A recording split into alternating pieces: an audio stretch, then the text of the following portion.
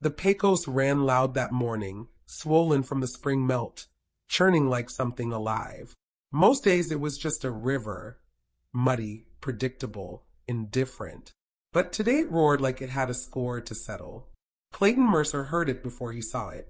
He'd been riding fence on the northern ridge, checking for coyote holes, when the first scream sliced through the canyon air. Sharp, human, desperate. He yanked the reins before he thought, his mare skidding in the dirt. Nostrils flared at the scent of smoke on the wind. The scream came again. Down below, where the river carved through the gorge like a god's fury, 3 riders galloped hell-bent for the far bank. Dust trailed behind them like ghosts. One of them, the one in the rear, yanked something from the saddle. A bundle. A baby. Clayton blinked once. Then the bastard hurled it. No hesitation. No mercy. Just a cruel arc through the sunlit sky. Clayton's heart thudded once, hard, then everything slowed. He kicked his boots free and threw himself off the saddle, hitting the riverbank at a dead sprint. The Pecos roared louder, welcoming its prize. He didn't pause, didn't think, just ran straight off the ledge, arms out, diving into the froth. The cold hit like a punch. Darkness swallowed him. He fought to surface, eyes stinging, lungs burning. His hand brushed fabric, soft, soaked. He latched on, kicked upwards, broke through into light. The baby was wailing, water gurgling in its tiny throat. Alive. But then something else, just beyond. A shape caught in the reeds, pale and still. Another bundle. Another baby. No time to think. No logic to question it. He kicked hard, boots dragging on the bottom, teeth gritted. He grabbed the second bundle with one arm, pulling both infants to his chest, and turned with the current. The river battered him, rocks biting, limbs heavy. He hit the bank like a rag doll, dragging himself up the mud with the babies clutched tight. One cried. The other didn't. He didn't stop to breathe. Laid them side by side, heart hammering in his ears. The crying one, a girl, squirmed, lungs strong. The other, smaller, face blued from the cold, lay still. He pressed fingers to the baby's chest. No breath. Don't you dare, Clayton muttered, voice hoarse. He tipped the infant forward, water spilling from its mouth. Still nothing.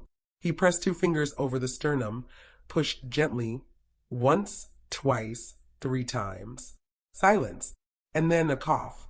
The baby sputtered, weak and wet, then cried. Clayton sat back in the mud, soaked through, blood dripping from his temple where a rock had kissed him on the way out. His hand shook. Not from cold. 2, he whispered. Where the hell did you come from? Up the hill. Gunfire cracked like thunder. The riders hadn't stopped. They were still running. Or hunting.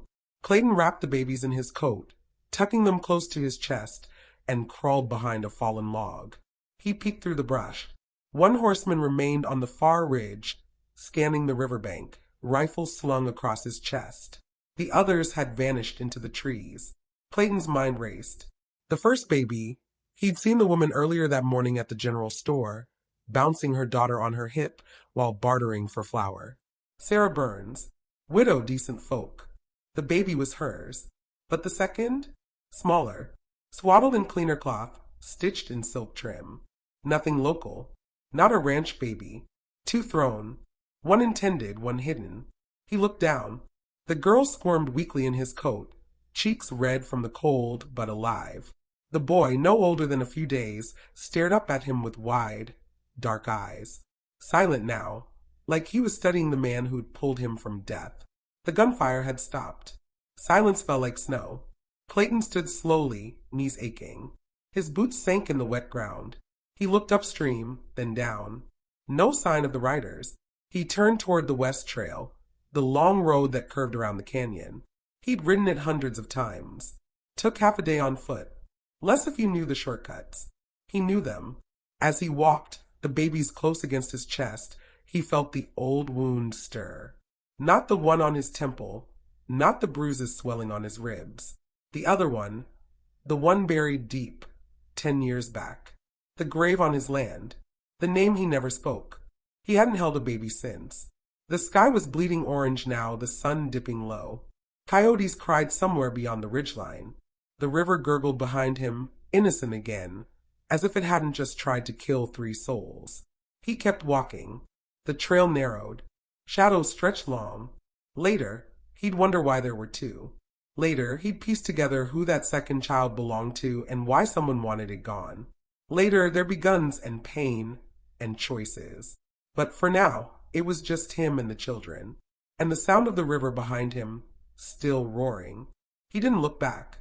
Clayton reached the ranch by nightfall, every step a fight against the ache settling into his bones. His shoulder throbbed from where the river had tried to tear it loose, and dried blood crusted along the side of his face. But his grip on the bundled children never faltered. The house stood quiet in the moonlight, single-story, cedar boards, and a rusted tin roof that whined in the wind. It hadn't seen a guest in 5 years, not since Mary died. Still smelled of oil lamp and dust, and the kind of silence that settled deep in a man's chest when he'd been alone too long. He laid the babies on the cot in the corner, next to the cold stove. One stirred in her sleep, the girl, the one he knew belonged to Sarah Burns. The boy, smaller and more fragile, didn't move, just breathed slow and steady, like he wasn't yet convinced this new world deserved his attention. Clayton lit the lamp and fed the fire. He moved like a man split down the middle, half in this moment, half in another, 10 years gone. Another baby, another cot. That one never cried. Neither did Mary, once the silence stretched too long. He pulled a blanket over them both, then stepped outside, letting the wind clear his thoughts. Stars glittered like ice chips overhead, and the air carried the familiar scent of sagebrush and gun oil. He didn't need a tracker's eye to know someone would be coming. The kind of men who tossed infants into rivers didn't just ride off into the sunset and call it a day. No, they'd be looking to tie up loose ends. 2 small ones, and the man who pulled them from the water. By morning, Clayton was saddled and riding hard.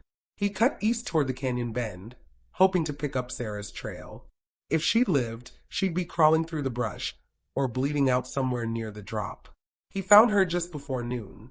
She was huddled beneath a twisted juniper, dirt smeared across her face, dress torn at the sleeve and soaked in blood.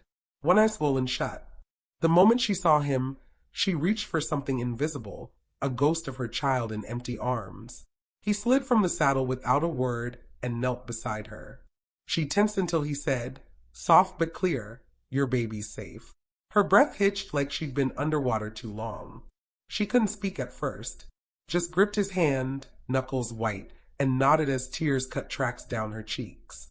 He rode back with her slung across the saddle, too weak to sit upright. She clung to the horn with one hand, eyes flicking back over her shoulder like something might come crawling out of the trees. Back at the ranch, the moment she heard the baby cry, she nearly collapsed. She cradled her child like she was trying to reassemble something shattered. Clayton stood at the door and gave them space. After a while, she came to him. "That baby," she said, gesturing to the smaller one. "He's not mine." I figured. She touched the boy's brow, gentle, hesitant. One of them said something, back when they took me, about merchandise, about meeting someone near the border. I think they were trafficking babies. Maybe worse. Clayton didn't answer. He was already pulling down the rifle from over the hearth. Sarah narrowed her eyes. "They'll come for him. For both of them." "I know. What do we do?" Clayton checked the chamber, cleaned and quiet. "We make it hard." The rest of the day passed in work. Quick, quiet, focused. He fortified the ranch like a man preparing for siege. Barred the windows, stacked one near the door, loaded every shell he had. Sarah helped where she could. Though her movements were stiff, every step shadowed by pain. At dusk, Clayton found her on the porch, holding both babies, rocking them against her chest. "You've done this before," she said, not looking at him. "A long time ago. You lost someone." He didn't answer. She looked up. "That's why you dove in." He gave a slow nod. "I buried a husband last winter," she whispered. "Fever took him in 2 days. Buried a son before that. You never really stop hearing them." Clayton nodded again, the silence between them saying more than words could. The fire cracked inside. Coyotes sang to the moon. And still no riders. That night, sleep came thin and fitful. Clayton lay on the floor, rifle beside him, eyes open to the dark. He'd done the math, 3 riders in the canyon, but only 1 fired. The other 2 must have stayed behind, watching, waiting. Near dawn he heard it. The snap of wood, a creak outside. He was up before the second step hit the porch. He moved silent as shadow pressed to the wall, rifle raised. A figure passed the window. Tall, rifle slung low. Another followed, boots heavy on the floorboards. There was no mistaking the glint of iron. Clayton breathed slow. They'd come, and he was ready. The first shot shattered the kitchen window. Glass sprayed across the room like ice, and Sarah dropped to the floor, clutching both babies against her chest. Clayton was already in motion. Rifle aimed, breath held steady. He squeezed the trigger once. A muffled cry came from outside, followed by the thud of a falling body. He didn't wait to celebrate. The second man came in through the back, kicking the door clean off its hinges. Clayton spun, fired again, missed. The outlaw lunged, tackled him to the floor. They rolled, fists flying, the rifle knocked out of reach. The man's breath stank of whiskey and rot as he slammed Clayton's head into the floorboards. Clayton jammed his thumb into the man's eye. The scream was wet and sharp. He twisted, grabbed a broken chair leg, and drove it hard into the outlaw's neck. Blood gurgled, then stilled. Clayton shoved him off, chest heaving, vision blurred. Sarah was still on the floor, shielding the children with her body. Her eyes met his, wide but steady. How many more? 1, he panted. Maybe 2. As if summoned, a voice called from outside. Calm, confident. Clayton Mercer. Ain't no use bleeding for children that ain't yours. He knew that voice. Red Isaac. Years ago, they'd fought under the same flag. Isaac had gone rogue when the war ended, trading loyalty for gold. While others returned home broken or buried, Isaac carved a kingdom out of chaos. Smuggling, extortion, and worse. Clayton stood slowly, blood trickling from his lip. He picked up his rifle, reloaded with shaking hands. I know you, Mercer. Isaac shouted. You carry your ghost like armor. But armor breaks. Clayton stepped outside. The morning sun lit the yard in harsh gold. Isaac stood by the water trough, coat billowing in the wind, shotgun resting over one shoulder. 2 men flanked him, rifles drawn. Clayton could see it in their eyes. These weren't the kind to ask questions. Just take what they were told and leave nothing breathing behind. Step aside, Isaac called. Give me the boy. We leave. You live. Clayton didn't blink. That baby's not going anywhere with you. Isaac tilted his head. You sure about that? You don't even know who he is. I know enough. He's worth a fortune. There's folks who'd pay double what your whole ranch is worth to get their hands on him. You think this is justice? This is business. Clayton raised the rifle. Isaac sighed. You were always the type. Principles over survival. He nodded. The rifles lifted. Clayton fired first. The man on the left dropped, throat a burst of red mist. Isaac dove for cover, barking orders. Bullets tore into the porch, splinters flying. Clayton ducked, rolled, returned fire. The second gunman crumpled under the window, screaming before silence claimed him. Isaac vanished around the side. Clayton moved quick, circled wide. His breath came ragged, sweat stinging his eyes. He rounded the barn, rifle raised. Too slow. Isaac slammed into him from the side, knocking him to the ground. The shotgun skittered away. They fought dirty, grunting, biting, gouging. Isaac was stronger, younger, but Clayton had something the bastard didn't. The weight of every mistake he refused to make again. He jammed a knee into Isaac's gut, grabbed a rock, and swung. Once, twice. Isaac bucked, teeth bared, blood pouring down his cheek. He reached for a knife. Clayton kicked it away, then drove his elbow into the man's throat. Isaac gasped, stunned. Clayton stood over him, chest heaving. He raised the rifle. Isaac sneered, even bleeding. You ain't got it in you. Not anymore. You're wrong. The shot echoed across the valley. Clayton stood still, the rifle heavy in his hands, the morning breeze lifting his hair. He walked back to the house slowly. Sarah met him at the door, eyes brimming with unshed tears. The children were asleep again. Somehow, as if the storm outside hadn't touched them. "It's done?" she asked. He nodded.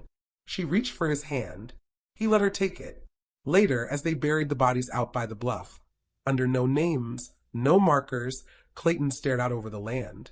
The Pecos shimmered in the distance, winding its way through the dust, like a secret that refused to stay buried. "I lost everything once," he said quietly. "I thought I didn't deserve more." Sarah touched his arm, steady and warm. "And now, I think maybe I get to try again." She smiled. That night, the ranch was quiet, not empty. As Clayton sat by the fire, the boy stirred in his cradle, tiny fists twitching in sleep. The girl, Sarah's daughter, suckled quietly at her mother's breast. He watched them, eyes soft, shadows dancing on his face. Tomorrow would bring questions. Maybe a lawman, maybe worse. But tonight there was peace. Hard-earned, fragile, real. And this time he'd fight to keep it.